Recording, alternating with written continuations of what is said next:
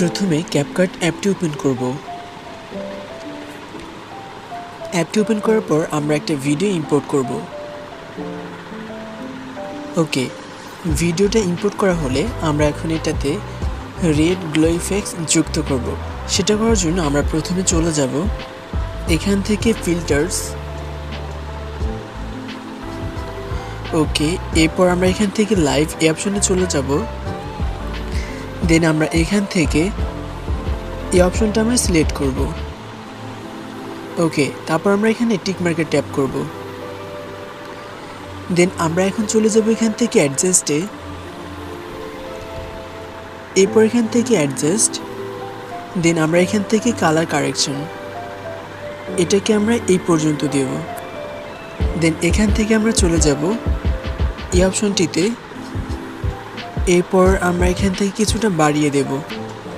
ওকে, এরপর আমরা এখান থেকে শার্পেন এটাতে চলে যাব। দেন এটা থেকে আমরা অল্প একটু বাড়িয়ে দিলাম। দেন এখান থেকে আমরা ক্লিয়ারিটি এটাকে আমরা কিছু বাড়িয়ে দেব।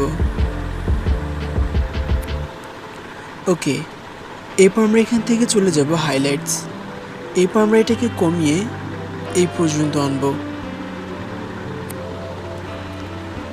দেন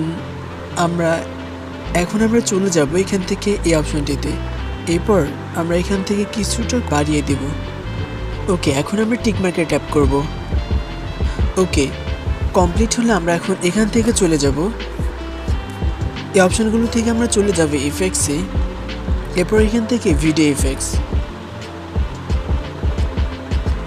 ওকে, এরপর আমরা এখান থেকে চলে যাব লাইট ইফেক্টস। দেন এখান থেকে আমরা এই অপশনটি সিলেক্ট করব। ওকে, এই অপশনটি সিলেক্ট করা হলে আমরা এখন এখান থেকে অ্যাডজাস্টে ট্যাপ করব। এরপর আমরা এখান থেকে এটাকে অ্যাডজাস্ট করে নিলাম। এখন আমরা এই টিক মার্কে ট্যাপ করব।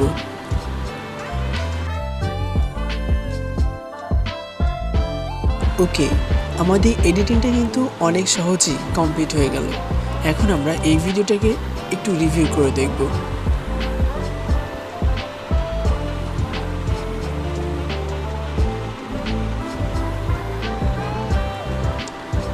ওকে, দেখতে পাচ্ছেন আমাদের ভিডিওটা কিন্তু এখন কমপ্লিট।